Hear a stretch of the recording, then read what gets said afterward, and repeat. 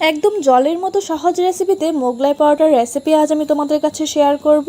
শুধুমাত্র একটা ডিম দিয়ে 4 থেকে 5 ভিডিওটি সবার ভালো লাগবে। তো এই মোগলাই তৈরি করার জন্য আমি চায়ের কাপে মেপে 1.5 কাপ মতো ময়দা নিয়ে নিচ্ছি। এই 1.5 কাপ ময়দা দিয়ে 4টে পরোটা কিন্তু খুব ইজিলি তৈরি হয়ে যাবে বড় সাইজের। তারপর এর মধ্যে দিয়ে দিচ্ছি স্বাদ অনুযায়ী নুন, দিয়ে দেব 1 টেবিল চামচ পরিমাণ চিনি, কারণ পরোটা কিন্তু একটু হালকা মিষ্টি মিষ্টি হলে খেতে বেশ ভালো লাগে। তথাপি ওই চিনিটা সম্পূর্ণ অপশনাল, তোমরা চাইলে স্কিপ করতে পারো। এবার এই নুন আর চিনি ভালোভাবে একসাথে ময়দার সাথে মিশিয়ে নেব। সাথে দিয়ে দিচ্ছি 2 থেকে 3 টেবিল চামচ পরিমাণ সাদা তেল। এই সাদা তেলটা কিন্তু অবশ্যই দেওয়ার চেষ্টা করবে, তাহলে কিন্তু এই পরোটার মধ্যে খুব সুন্দর একটা টেস্ট আসে। এবার ভালো করে এইসব উপকরণগুলোকে মিশিয়ে নিচ্ছি। তেলটা ভালো করে ময়দার সাথে মিশিয়ে নিয়েছি। এবার নর্মাল রুম টেম্পারেচার থাকা জল নিয়ে নিচ্ছি। অল্প অল্প করে জল দিয়ে এর একটা সফট ডো আমাদের মেখে নিতে হবে। নর্মাল যেমনটা আমরা পরোটার জন্য তৈরি করি ঠিক সেইভাবেই কিন্তু ডোটা আমাদের রেডি করে নিতে হবে। খুব বেশি শক্ত কিংবা খুব বেশি কিন্তু নরমও নয়, একটু মিডিয়াম সাইজে তৈরি করে নিতে হবে।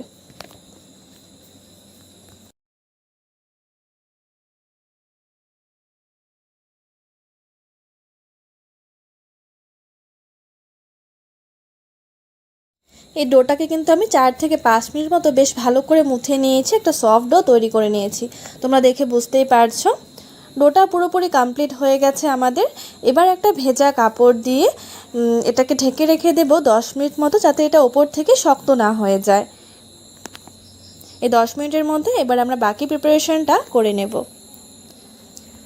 তো ভিতরে পুরটা তৈরি করার জন্য সবার প্রথমে এর মধ্যে দিয়ে দিচ্ছি 2টো মাঝারি মাপের পেঁয়াজ কুচি।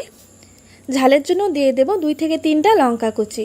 তোমরা চাইলে কিন্তু এখানে লঙ্কা গুঁড়ো কিংবা ধনেপাতা যদি অ্যাভেলেবেল থাকে সেক্ষেত্রে ধনেপাতাটাও ব্যবহার করতে পারবে। দিয়ে দিচ্ছি 1 টেবিল চামচ মতো ভাজা জিরে এবং ধনে গুঁড়ো। গোটা জিরে এবং ধনে হালকা ভেজে এবং গুঁড়ো করে নিয়েছিলাম। তোমাদের কাছে যদি চাট মশলা কিংবা ম্যাগি মশলা থাকে সেটাও ব্যবহার করতে পারবে এই ভেতরে পুরের মধ্যে। অবশ্যই সামান্য একটু নুন দিয়ে এই পেঁয়াজটাকে কিন্তু বেশ ভালো করে একটু মেখে নেব। এতে করে কি হবে, পেঁয়াজটা কিন্তু অনেক তাড়াতাড়ি সফট হয়ে যাবে।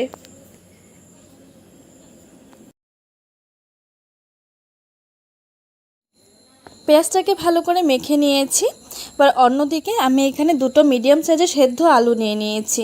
সাধারণত মোগলাই কিন্তু শুধু ডিম দিয়ে তৈরি করা হয়, কিন্তু আমি আজ আলু দিয়ে তৈরি করব। আলু এবং ডিম মিক্স করে খেতে কিন্তু দুর্দান্ত লাগে, অবশ্যই তোমরা ট্রাই করে দেখতে পারো। এই আলুটাকে বেশ ভালো করে গ্রেট করে নেব একটা, তোমরা চাইলে ম্যাশও করে নিতে পারো যে কোনো ম্যাশারের সাহায্যে, কিন্তু আলুর যেন কোনো বড় টুকরো থেকে না যায়। তারপর এই গ্রেট করা আলুটা পেঁয়াজের মধ্যে দিয়ে দিচ্ছি। অবশেষে একটা ডিম দিয়ে দেবো এর মধ্যে। ডিমের পরিমাণটা তোমরা কম বেশি করে রাখতে পারো, তোমরা চাইলে কিন্তু ডিমের পরিমাণটা বাড়িয়েও ব্যবহার করতে পারো। তারপর এই ডিম আর আলুটাকে একসাথে কিন্তু বেশ ভালো করে মিশিয়ে নেব। আলুটাকে এভাবে গ্রেট করে নিলে কিন্তু ডিমটা খুব সহজেই আলুর সাথে পুরোপুরি মিক্স হয়ে যাবে, আর খেতেও কিন্তু দুর্দান্ত লাগে। ডিম আর আলু একসাথে ভালো করে মেশানো হয়ে গেছে। অন্যদিকে আমরা যে ডোটাকে মেখে রেখেছিলাম সেটাকে আবারও 1 মিনিট মতো হালকা একটু মেখে নেব। আর ডোটা কিন্তু আগের তুলনায় অনেকটা সফট হয়ে গেছে।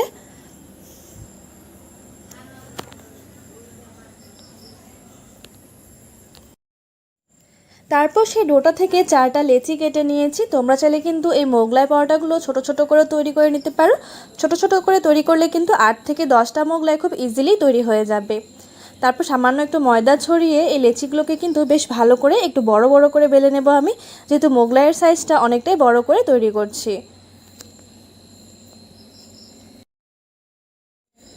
রুটিটাকে কিন্তু অনেকটাই বড় করে বেলে নিয়েছি, তোমরা দেখতেই পারছো। আর রুটির সাইজটা কিন্তু খুব বেশি মোটা রাখবো না, একটু পাতলা করে বেলতে হবে। আবার খুব বেশি একটা পাতলাও করব না, নর্মাল রুটি থেকে হালকা একটু পাতলা করব। তারপর এর মধ্যে 3 থেকে 4 টেবিল চামচ পরিমাণ মিশ্রণ এই রুটির মধ্যে দিয়ে দেব।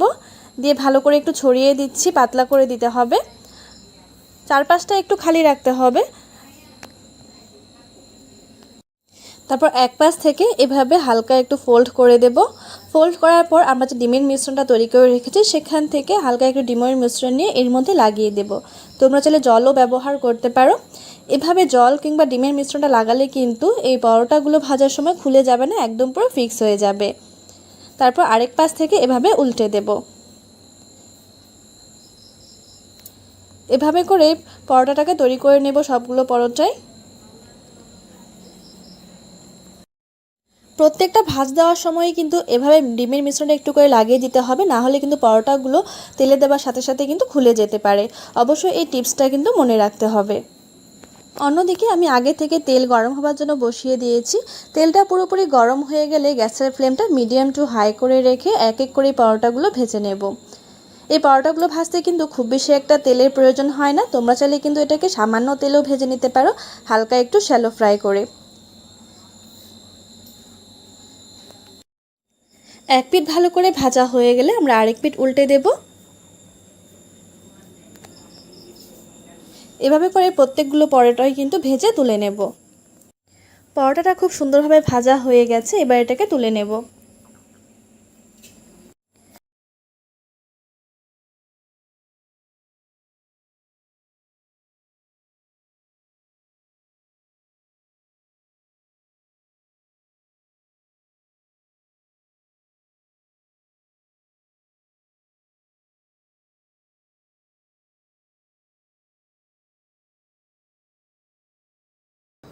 তেলটা ব্রাশ করা হয়ে গেলে আমরা পরোটাটা এর মধ্যে দিয়ে দেব।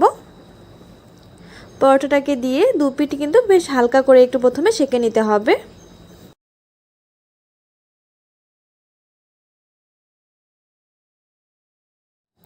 দু পিঠে হালকা করে সেঁকে নেওয়ার পর তারপর আমরা এর মধ্যে দিয়ে দেব সামান্য পরিমাণে একটু তেল, প্রায় 1 থেকে 2 টেবিল চামচ মতো সাদা তেল। চারপাশ দিয়ে এভাবে ছড়িয়ে দেব। তেলটা দেওয়ার সাথে সাথেই কিন্তু পরোটাটা খুব সুন্দরভাবে ফুলে উঠবে। দেখো,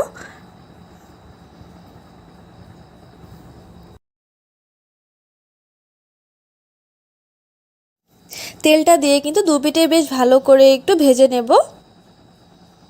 তোমরা এর কালারটা দেখতেই পারছো যে কতটা সুন্দর হয়েছে, আর পরোটাটা কিন্তু বেশ ফুলকো ফুলকো হচ্ছে। দেখো, এভাবে প্রেস করলেই কিন্তু খুব সুন্দরভাবে ফুলে উঠবে। যখন পরোটাটা পুরোপুরি ভাজা হয়ে যাবে তখন একটা ছুরির সাহায্যে এর মাঝে একটা ছিদ্র করে নেব আমরা। তারপরে ছিদ্রের মধ্যে দিয়ে কিন্তু ফেটানো ডিমটাকে দিয়ে দেব। খুবই সহজ একটি রেসিপি, খেতেও কিন্তু দুর্দান্ত হয়। তোমরা অবশ্যই কিন্তু একবার হলেও ট্রাই করে দেখতে পারো।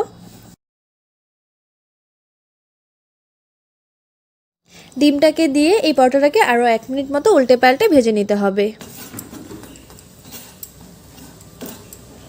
পরোটাটা কিন্তু পুরোপুরি ভাজা হয়ে গেছে। দেখো, খুব সুন্দরভাবে কিন্তু ভাজা হয়েছে। তোমাদের এই রেসিপিটি কেমন লাগলো অবশ্যই কিন্তু আমাকে কমেন্টস করে জানিও। ভালো লাগলে চ্যানেলটিকে সাবস্ক্রাইব করে ভিডিওটিতে একটি লাইক করে দিও।